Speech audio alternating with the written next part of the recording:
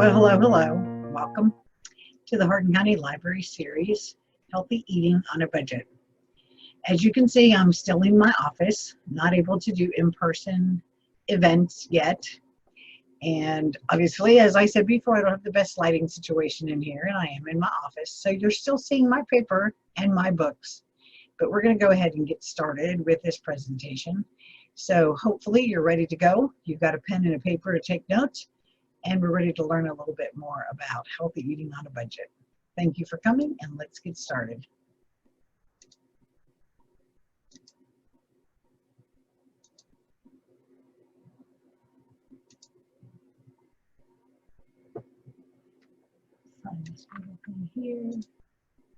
Here we go. Okay, so as I said last time, I don't like you to look at me the whole time, so I'm probably going to eliminate my video on this so that you could just see the slides that as they're coming up. But first of all, I just want to thank you so much for joining us today. And if you're joining us live, please enter your name. Well, you don't have to enter your name since you're on Facebook, but let me know a little bit about yourself. Let me know that you're here.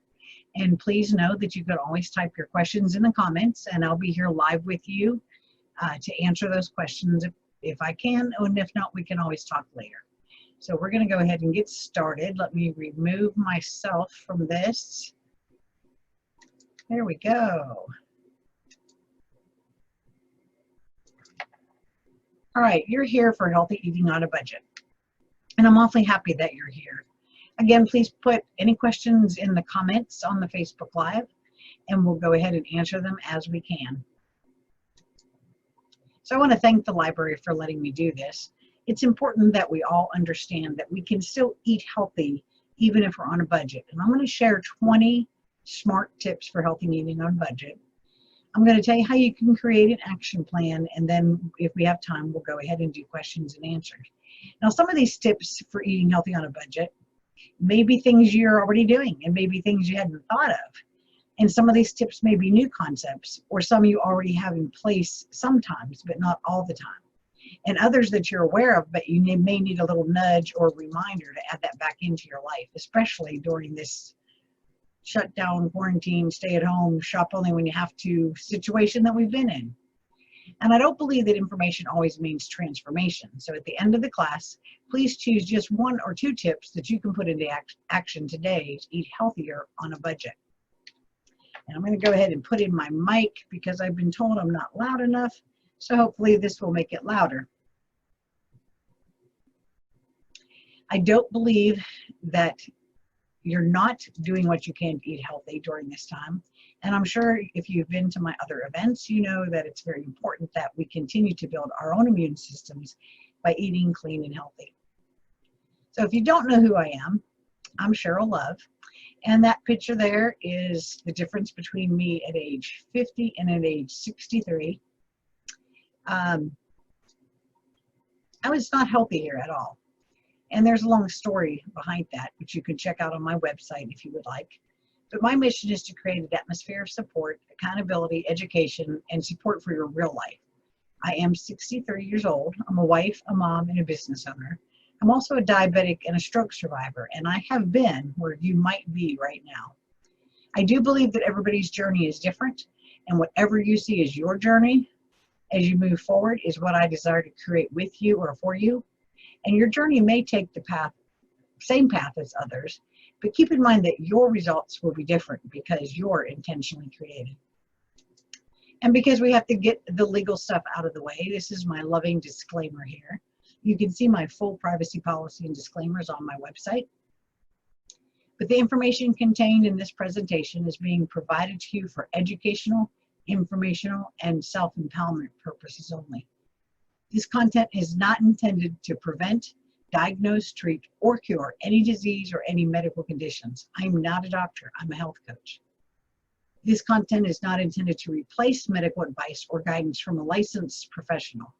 Please consult your doctor or licensed practitioner if you have any questions regarding the suggestions made in this content, or if you're taking any medications or have any pre-existing conditions. And please post your questions and comments in the comment box during the presentation.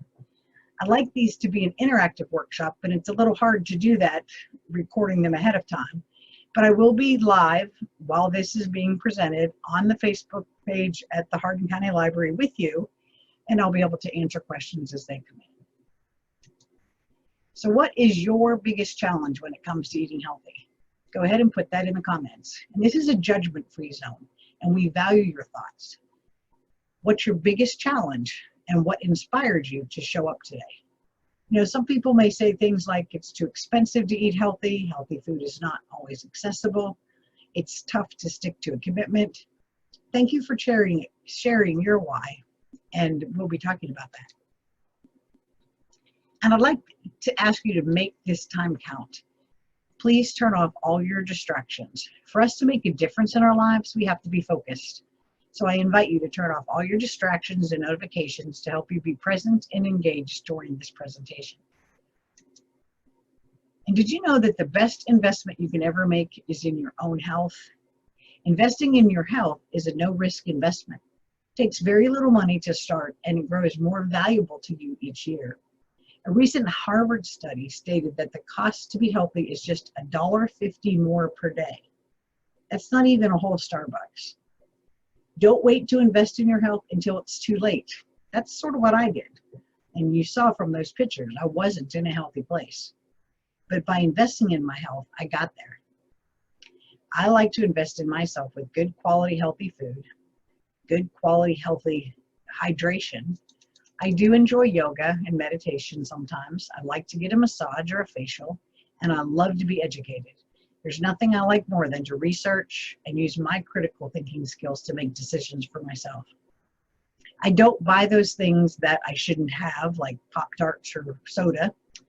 Prevention is less expensive than most treatment. Has any of you, or have any of you, priced out cancer treatments lately? Even with insurance, your copays can break you. Healthy eating improves the quality of life at a very reasonable price. And you can go to nationalpost.com/health and search through there for some different dollar figures about this.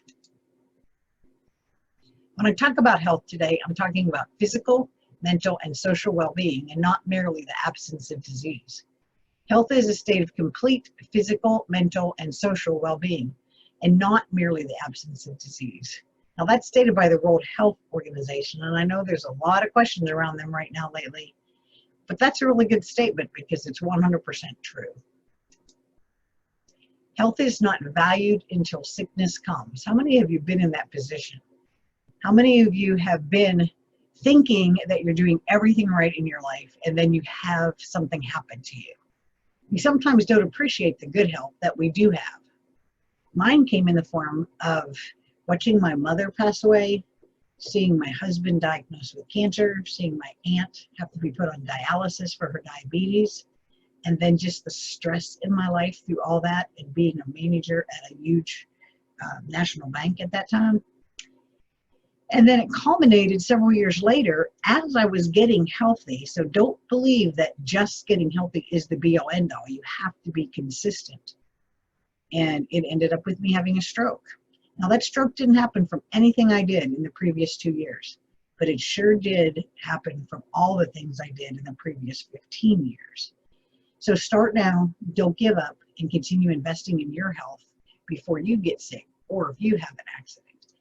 When you're eating nutrient-dense food instead of junk, you'll feel much better. And I know that I healed much faster from my stroke because I was in that position. I was at a healthy point in my life, and I was eating clean food. And if you want to know that whole story, give me a call sometime, because it's quite comical in a way for the time that I was in the hospital in rehab. The discussions that I had with dietitians and things like that, and the meals that they served me and how I refuted them. So again, this is a judgment-free zone, and we value your thoughts, so please post that in the comment section. I know this slide says chat room because usually this is done as a webinar that's interactive, but that's not how we can do it for the library right now. So what healthy foods do you consider expensive to buy? For me, one of the most expensive that I invest in is grass-fed beef and free-range chicken meat. because I just believe that a beef that's fed a lot of grain does not do good in my system. Grass-fed beef also has much better fat content on it that's healthier for you. But tell me in the comments what healthy foods you consider expensive to buy.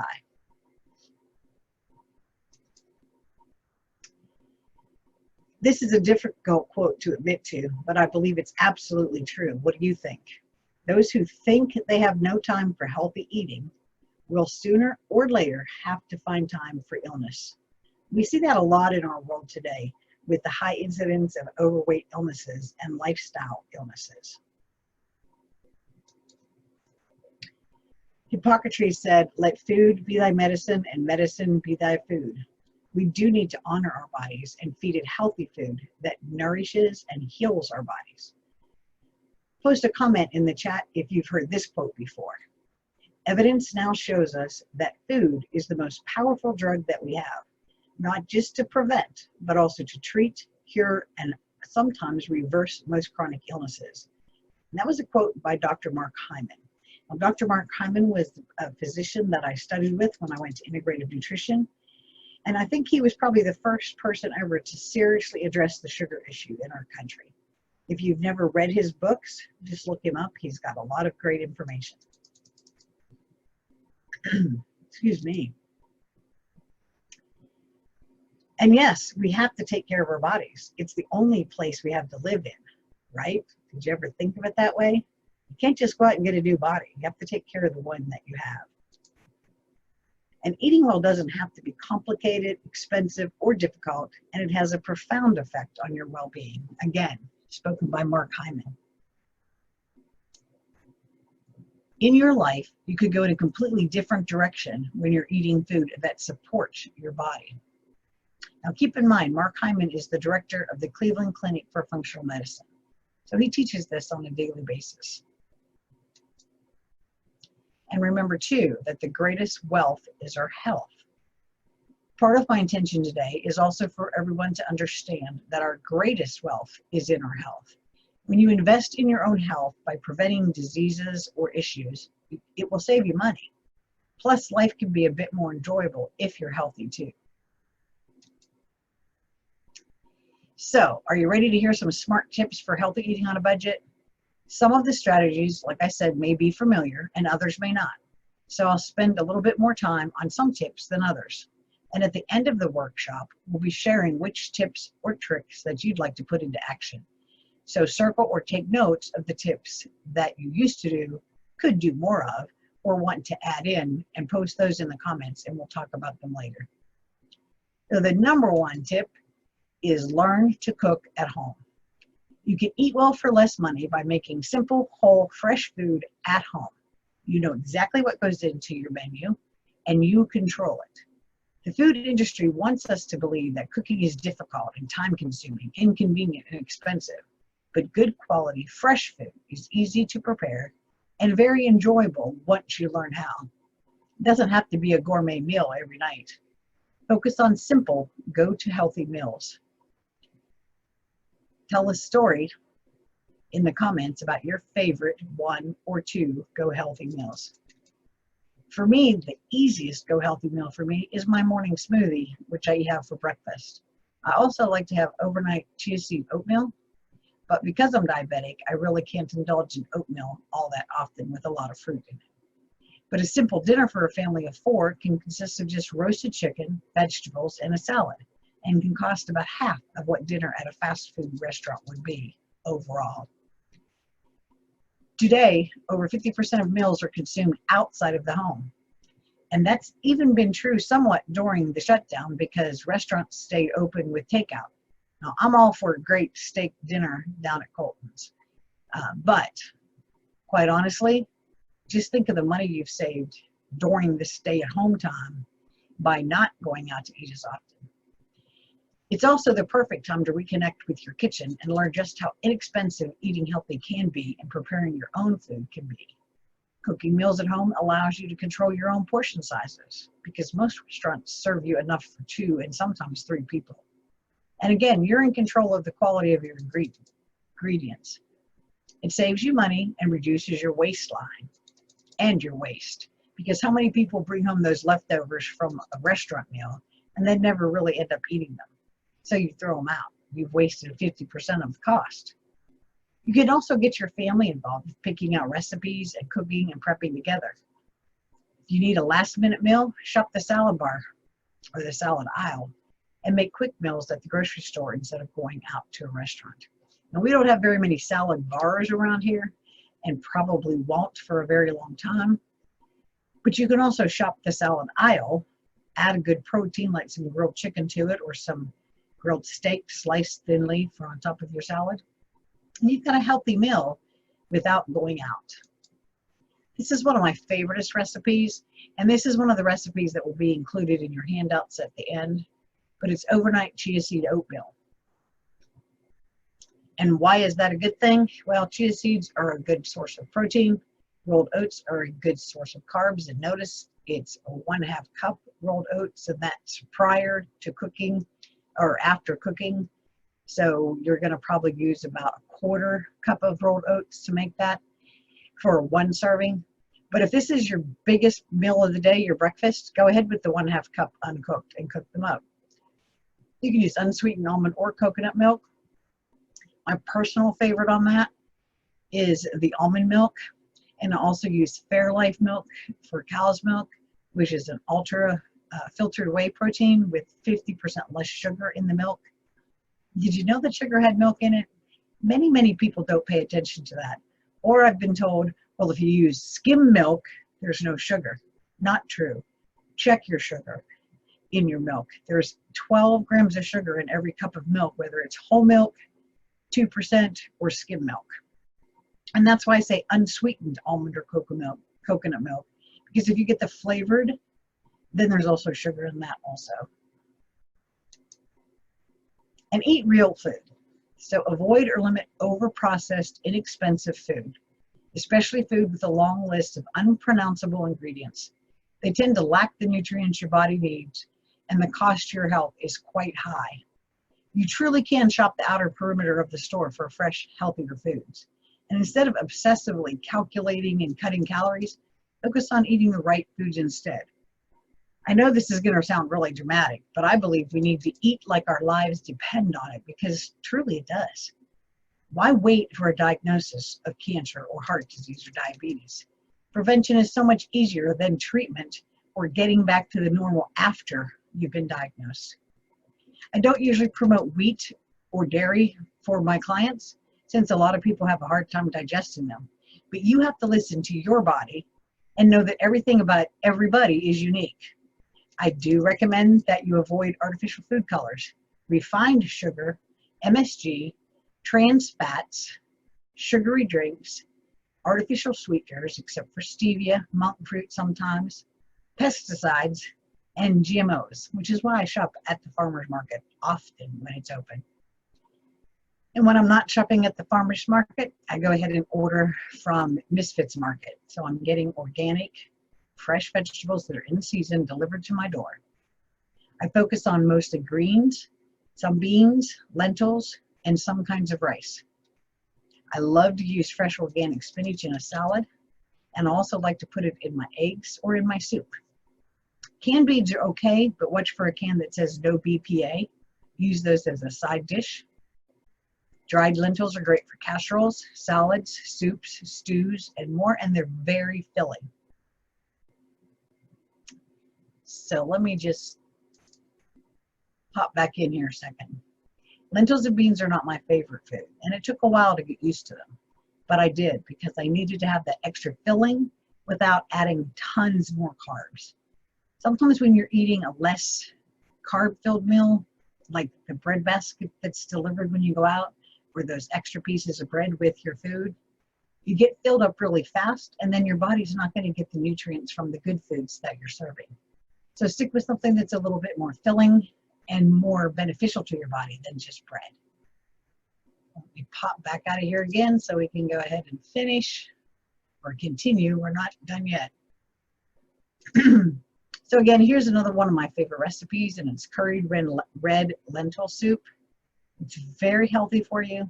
It tastes really good, and it's quick and inexpensive go-to. And it lasts a long time too. So you make enough of it, you could eat it for 2 meals. So sometimes I make a double batch and I freeze a batch and then just pop it in the microwave or in your slow cooker when you go to work in the morning, and it's ready when you come home. Just make sure you slow cook it on low because you don't want to cook it again. You're just wanting to heat it up. This recipe is also included in the handouts. Now, this is pretty important most of the time, and that's buying in season. Buy fresh produce when it's in season. If you stick with buying what is currently in season and consider stocking up when you find a good sale. Produce is usually less expensive and at the peak flavor when it's in season. Buy only what you can use or freeze. Now, we're sort of lucky in Hardin County because we've got several farmers markets. You can go to the Hardin County Farmers Market on Wednesday or Saturday.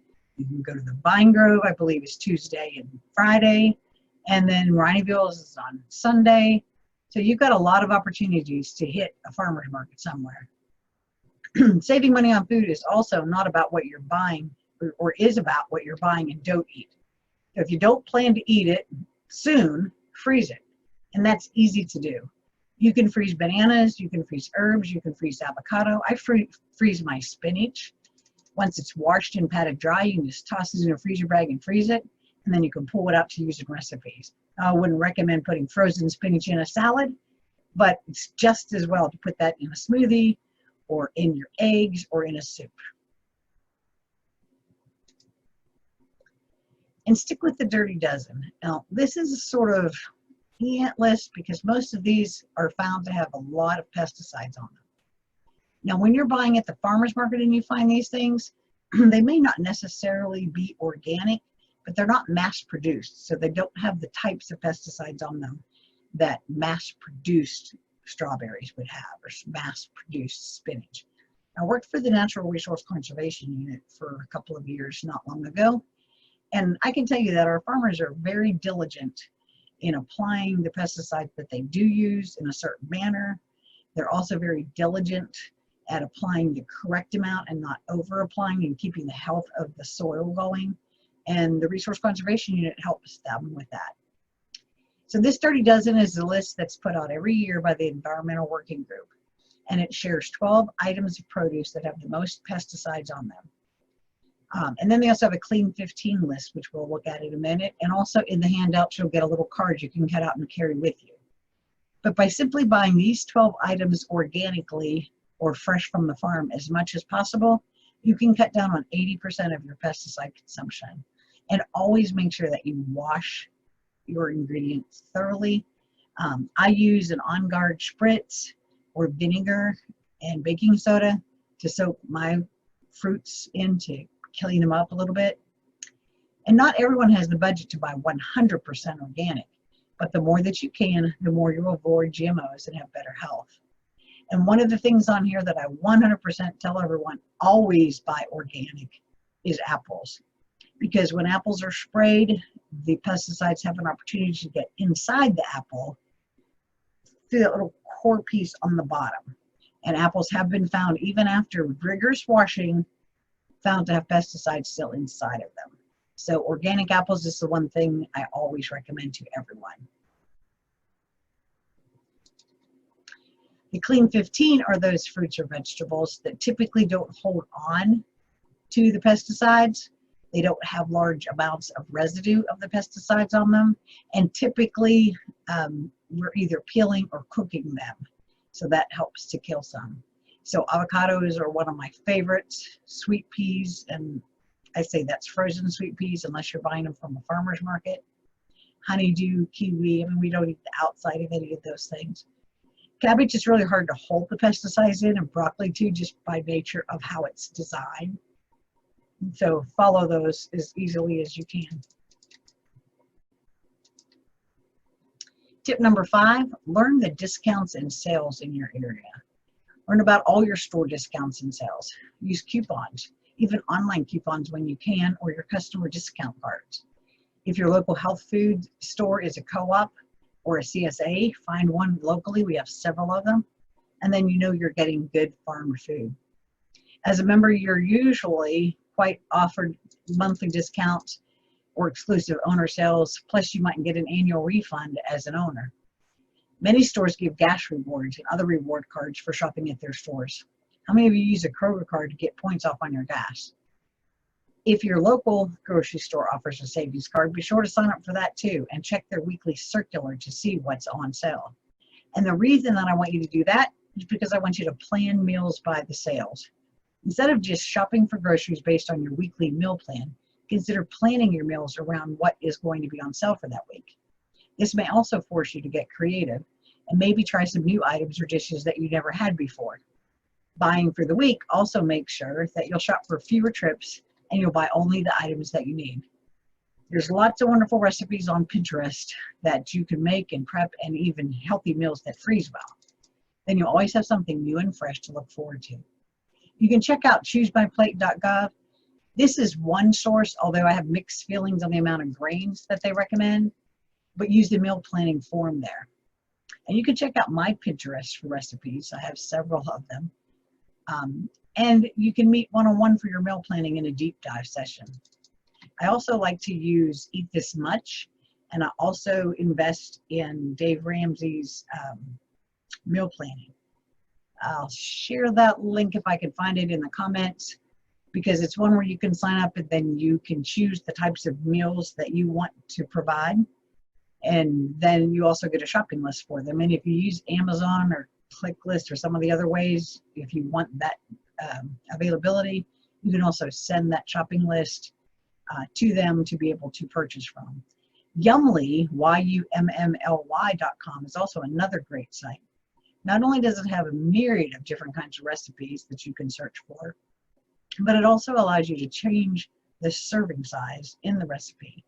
So that if you're only cooking for 2, you're not making enough for 6. You can actually change that recipe to be 2 or 4 and have leftovers. They also have a link in there where you can shop from there.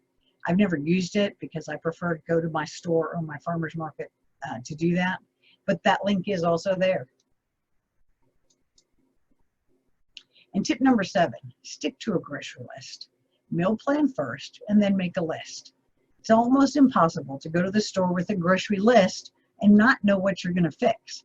That's where we end up standing in front of the refrigerator every night going, oh, what did I buy? What can I fix? But before you head to the store, do an inventory of your freezer, your cabinets, your pantry, and your refrigerator to make sure that what you currently have on hand, you don't buy again. Once you get into the store, stick to your list and then quickly head out so you don't have impulse or unhealthy purchases. Plan your meals for the week, make a list, stick to it, and it will improve your budget at that time. And you know what? I know sometimes it's the only outing we have as a family, or even as a married couple, but sometimes it's easier to shop alone. You tend to be more tempted to buy unhealthy foods not on the list when family members are shopping with us, or things just mysteriously end up in our carts. My husband is the worst one for that, but I taught him how to use the app Fooducate, Fooducate. If you've been in any of my classes, you've probably heard this already, but it scans a barcode of a food you're buying if it's a boxed food, because let's face it, we're all going to do that every once in a while. So it will give you a grade and then break down how much sugar is in it, if it's genetically modified, and if you're on Weight Watchers, is it recommended on Weight Watchers, how many points is a serving. So shopping alone also gives you time to focus on comparing price labels and how much each price is per ounce. That's right on the label, and it tells you what the individual serving price is.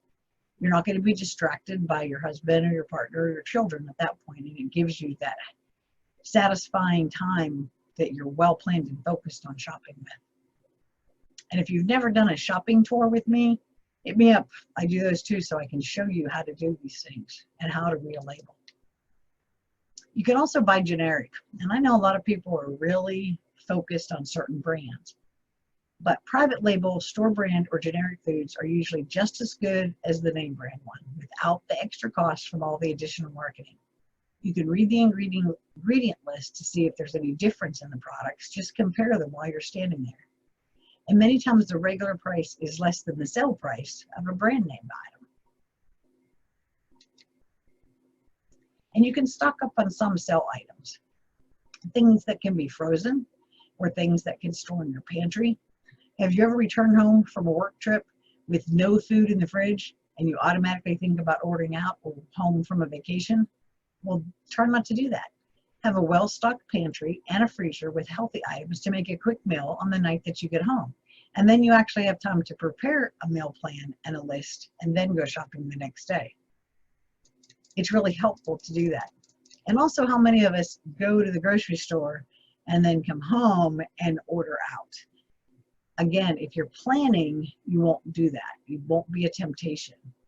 A sale is usually an excellent opportunity to stock up on any frozen or pantry items. Just watch those sale flyers. When you're buying anything in a can, please look at the labels. Purchase no or low sodium foods.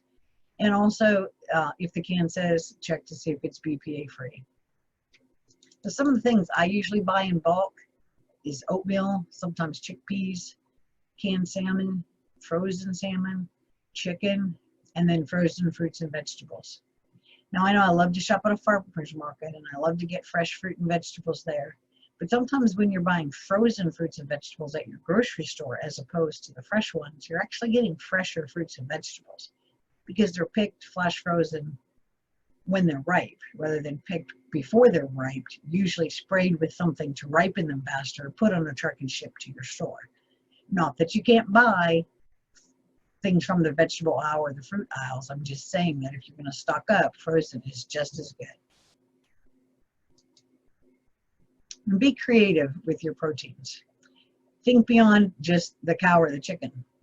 Be creative with quinoa, beans, nuts, or eggs. Greek yogurt is an excellent source of protein. Many greens are excellent sources of protein. And some tougher cuts of meat are additional sources of protein that can be less expensive. Just Google how to make them better when you cook them. You can scramble eggs with your leftover vegetables and your quinoa for a quick and inexpensive and very filling and satisfying meal. I love to do breakfast at dinner. How many of you like to do breakfast at dinner? You can save great pieces of steak and lobster for special occasions and use a slow cooker for those less expensive and tougher cuts of meat. That helps to make them much more tasty for you. You can create large batches of quinoa and brown rice to use for the week, and you can freeze it. If you mix quinoa and brown rice and put them in 3-cup containers for the freezer, then you've got a full meal for 2 people. Ask your grocer too when they put out fresh meat, and ask when it usually goes on sale. You can buy almost expired meat and freeze it for later use, which is usually cheaper. Now, if you're from around here and you can shop at the commissary, there's always a freezer that has almost expired meat that's been frozen that you can purchase from, and sometimes it's up to 50% off. You can buy some things in bulk. So when you're buying bulk of large amounts of one item, that usually brings down the price per unit. That's why Sam's Club, Costco, those places are so cost efficient for a lot of things, because you're buying in bulk. Right now, I think most of our local smaller stores don't have any type of bulk purchases. But if you like to travel, go to Louisville. Trader Joe's usually does, and so does the Whole Foods store. The products are often fresher in the bulk section too, because they haven't been sitting on a shelf a long time. You don't have to buy a whole jar of something either when you just need a few teaspoons or just a cup or so. Many packaged foods and spices are also available in the bulk bin, so you can get fresher ingredients.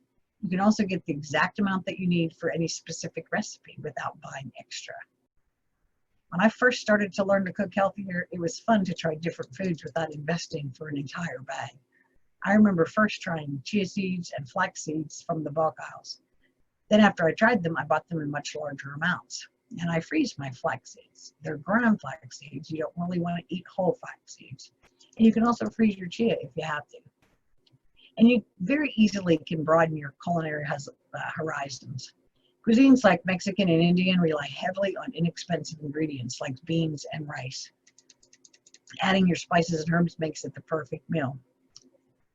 Beans and whole grains also can be purchased in bulk, and they're a tasty way to bulk up meals and can even be a meal in themselves. And meal prep. Now, I know a lot of people don't like to do this, but if you're really watching what you're eating, meal prep is going to be the first step that you should do to prepare your snacks and your meals ahead of time. You want to make sure that you love what you're eating, and so you want to make sure that you learn how to cook them for prep. So you can take and make salads in a jar for the whole week. You can steam your vegetables. Don't cook them to death, just steam them, parboil them, and get them ready for your next steps. Same thing with some of your meat products. Now, a lot of people complain that chicken can't really be prepared ahead of time, but it can if you do it correctly. If you cook it to death, then it's going to be dry no matter when you're eating it right now, or if you're eating it, for the next day. Plus, preparing your meals is an excellent way to make sure that you're eating what's in the fridge to help minimize waste, which again saves you money. You can choose meals you can easily prepare when you don't have a lot of time. And you can save recipes that take longer to prepare for days off. You can also prepare these meals in advance to heat up and serve to your family on your busiest days. Just start out by choosing one day a week to prep for all the lunches and snacks for the week. Put your meals in glass containers, jars, or bulk chop ingredients to put together your unique lunch and snack each day. And I know many of you have heard this tip before, but I like to chop up my veggies for snacks and for cooking and put it in one of those Tupperware Rubbermaid containers that are made for like a picnic, where it has little pockets for you to put different veggies and stuff in, because then it's all chopped up. You just grab what you need. Tip 14 is double your recipes. And you can't do that with everything, but with a lot of things you can. Think about larger recipes with enough servings for multiple meals. Making a double batch of one recipe can reduce the number of ingredients you have to buy at one time, and it also saves you time preparing for another meal. Think of it as cooking once and getting several meals out of it. Maybe even double or triple your batches to do that. Now, I do that with things like soups because then I can freeze them. Making double the recipe saves time in the long run with cleaning up your dishes and preparing fewer meals when you're really busy with your kids and things that are going on. Also, when I think of a budget, it's not just about our money budget. I also believe we have a time budget. Many of us don't have time to make a home-cooked meal every night, but it is important to offer that to our families. So why not prepare ahead? And does anyone here love washing pots and pans every night? No, I don't think so. I don't either. I almost always make a double batch when I can to make my life and cleanup easier. Pick a certain day of the week that's always the same food and prepare for it. Like Taco Tuesday, like Meatless Monday, like maybe Friday can be, Stir Friday. If you do that and you label your things, you can cook your taco meat up ahead of time for 2 to 3 months and just portion it out and freeze it.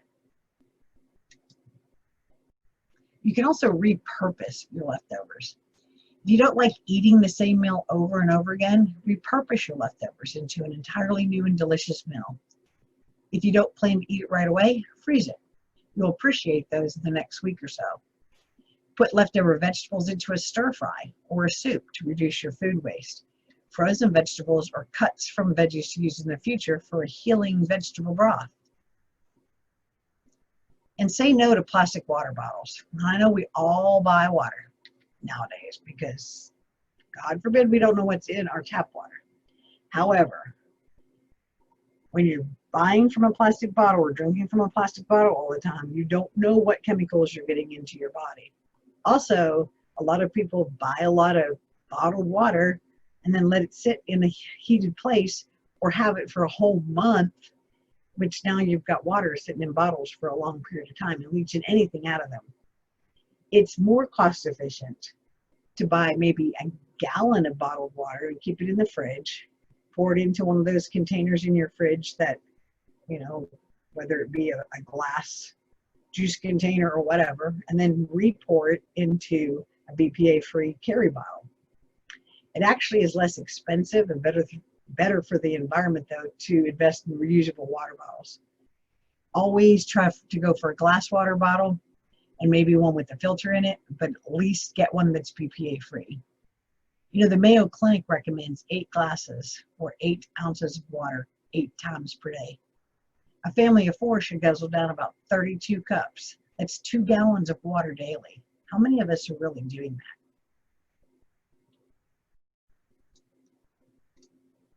Let's look at that from a financial standpoint. A family of 4 should drink 32 ounces, 2 gallons of water a day. If you buy a case of 24 plastic bottles for around $5.99, and that may have gone up right now, at the rate of 2 gallons of water per day, your family would need 1,215 cases of this cheap bulk water over the next 5 years. The total cost of bottled water for your family for 5 years is $7,278. Now, what could we do with that kind of money? It's even better sometimes to invest in one of those companies that bring you the big tub of water that you filter through a device that sits on top of. We ended up doing that when we calculated how much we were spending on bottled water, and did that for several years until we purchased a refrigerator that filters our water for us.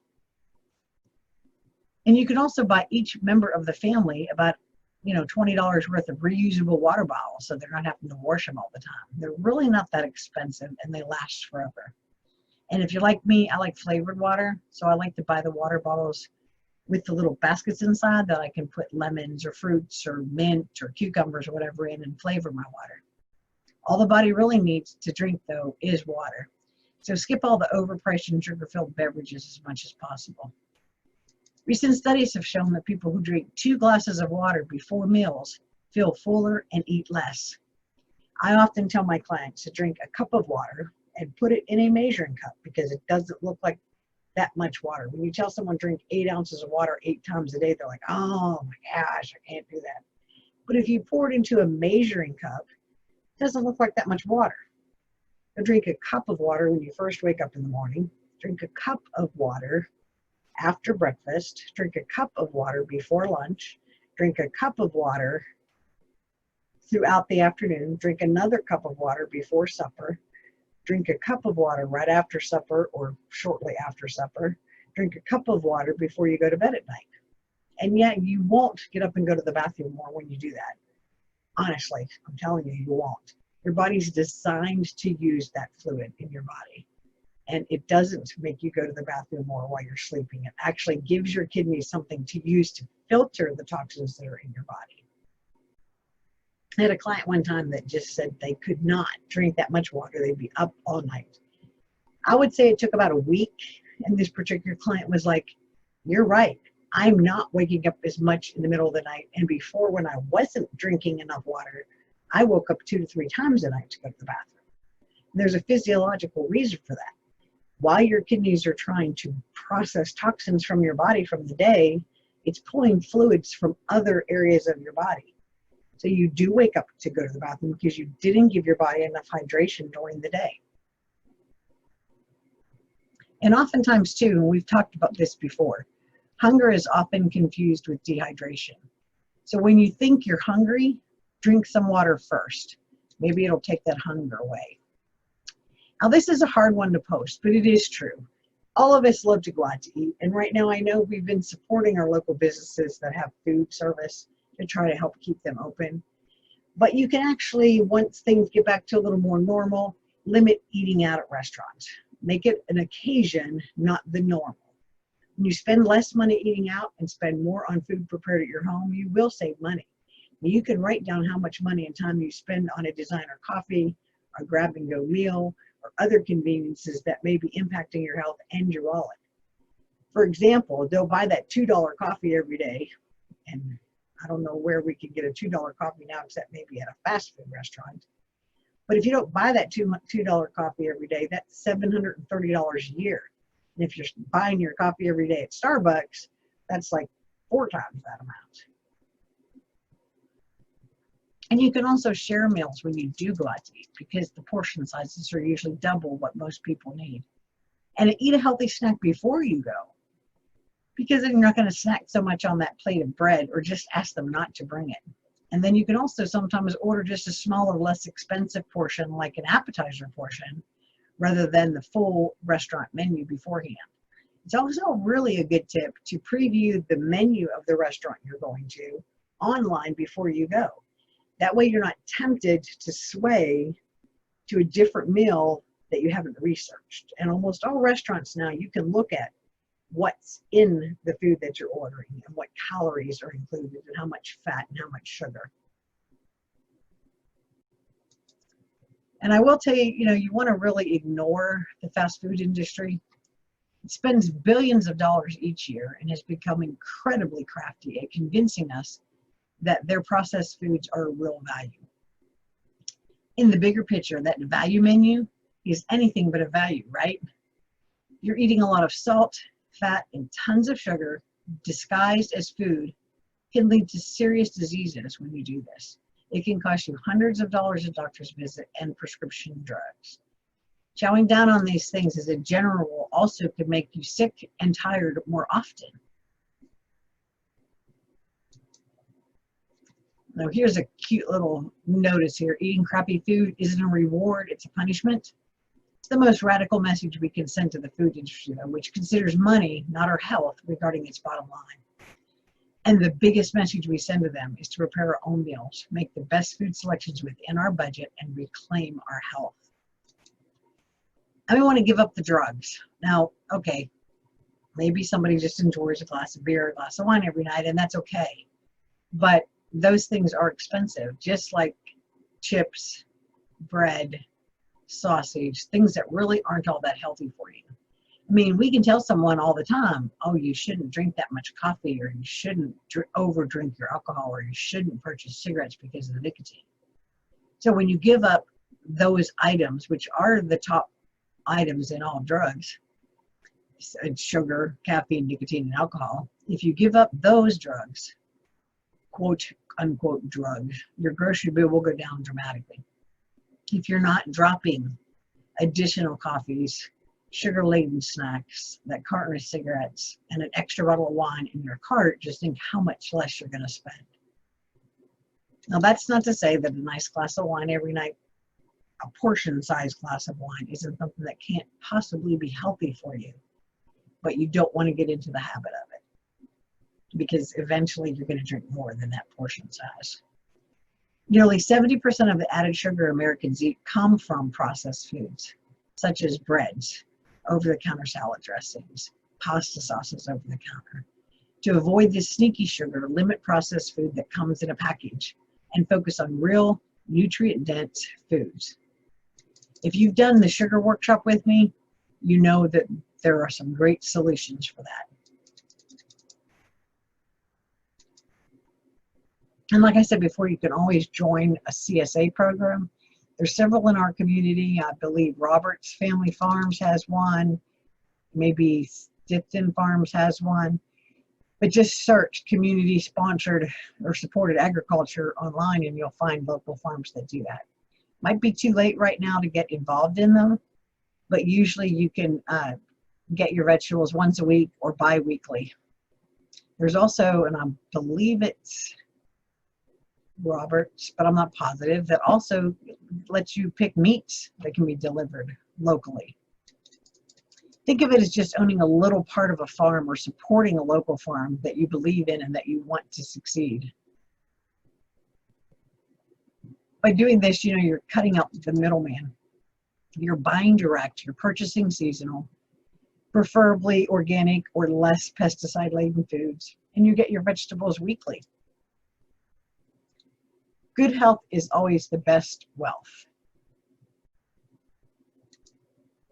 So let me just tell you for a minute a little bit what I think about that. When I had my stroke, which was just 5 years ago now, I was in the healthiest state physically that I'd been in a long time. I was at my lightest weight and I ate very healthy. Like I said, my stroke didn't happen because of what I did yesterday. It happened because of the things I had done for years before. While in the hospital, though, knowing I was a diabetic and had just had a stroke, I was quite surprised by some of the meals that they served me. For instance, for breakfast one morning, and if you're a diabetic or you know anything about the carb value of these foods, you know that carbs are not a good thing for most diabetics. All foods create glucose in your body, but simple carbs are the worst. And for breakfast that morning, I got a carton of milk, a little carton of orange juice. They served me a muffin. They served me a full bowl of oatmeal. and a piece of toast with peanut butter or jelly to put on it. A little bit later, and this was on my second day in the hospital, so I was up and moving around by then, the dietitian came in and asked me if I would like to talk to a nutritionist. And I politely declined and said no, that I studied nutrition myself and that I ate very healthy. And she said, well, what do you think of our food service here? And I honestly sort of laughed and I said, do you really want me to tell you? So I reviewed that with her, that breakfast I had been served that morning, and then reminded her that it's in my charts that I was a diabetic. So at best, I could eat maybe a quarter of the bowl of oatmeal. I did not eat the biscuit, the muffin. I did not drink the orange juice because it wasn't fresh squeezed and it probably was full and laden with sugar. I did use a little bit of the milk, and I ate the peanut butter out of the little packet rather than putting it on my toast. So she sort of looked at me funny and she said, you're right, we could probably do better. And then when I had to go from there to the rehab, there really wasn't much on the menu at all that I was willing to eat. And thankfully for my wonderful friends, they brought me all kinds of good healthy snacks so that I wouldn't have to rely on it. But the very first day I was there, first full day, after telling the dietitian I would not eat certain things that they were preparing, like I asked for eggs for dinner one night, and he said, we only make eggs in the morning, they come in a big bag. So I said to him, well, don't ever serve me those eggs. So he actually came in and asked me what I would eat and went to the store and purchased the things I put on the list, and those are the things that I was served. And I think that has a lot to do with my healing and recovery. I had been told I would be in rehab 14 days, and I was there from Friday to Tuesday and went home. So again, food is your medicine. Learn what works for your body. Don't hesitate to be insistent about what you need and what you want, and your health will improve. Let me get rid of me again. So again, good health is the best wealth. Does anyone agree with me after hearing this presentation? I think if we were all millionaires, it would be easy to stick to a good diet, and we'd probably also all have cooks doing the cooking for us.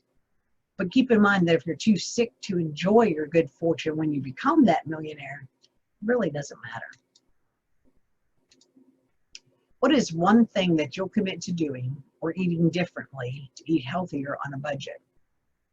I'm going to show a chart in a minute that you can just glance over, take a picture of it on your computer if you'd like, or on your phone. But focus on your top takeaway from today's workshop. Go ahead and pick the low-hanging fruit, something you may have done in the past and haven't been doing anymore. And then you'll have some early successes and you'll be strong enough to continue on to your next goal.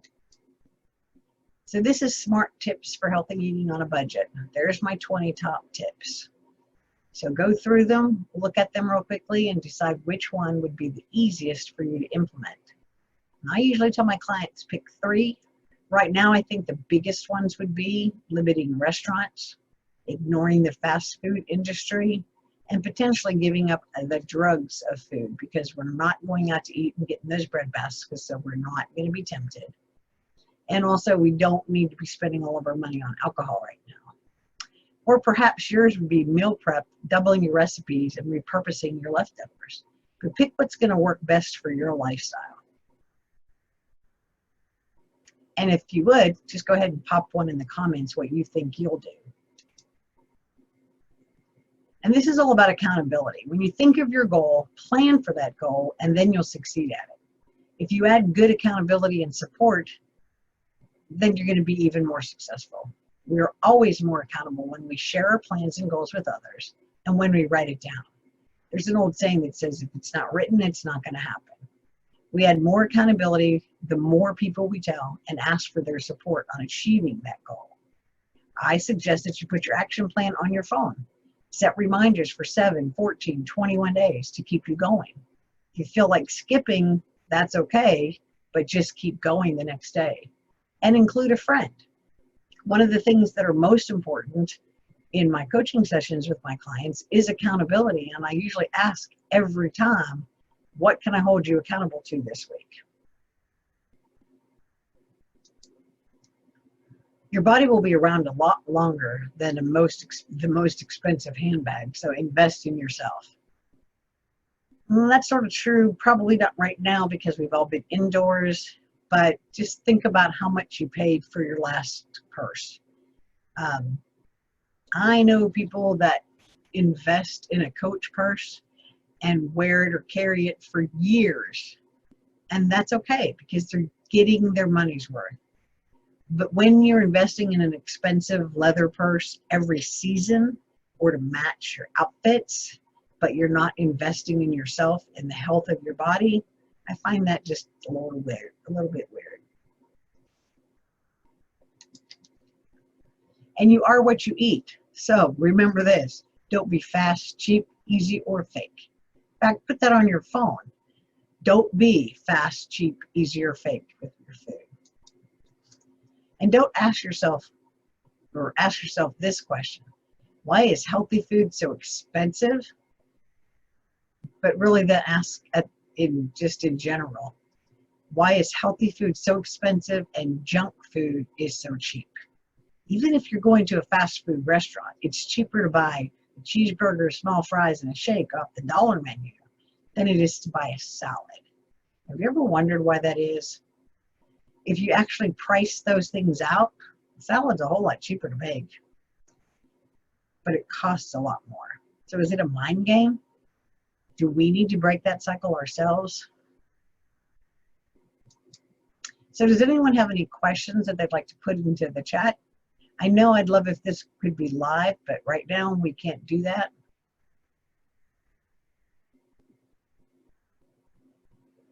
And just for attending today, keep in mind that you can receive a 30-minute breakthrough session. You can click the link in the chat room to sign up, and I'll try to put that link in there, and I'm going to show you on the next page where you can find me.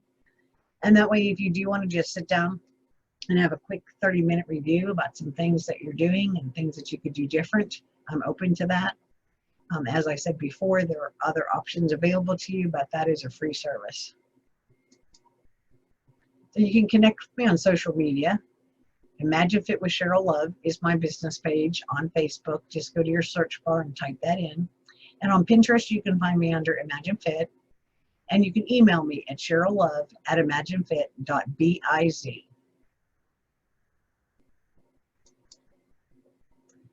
There's also a couple of handouts for this workshop.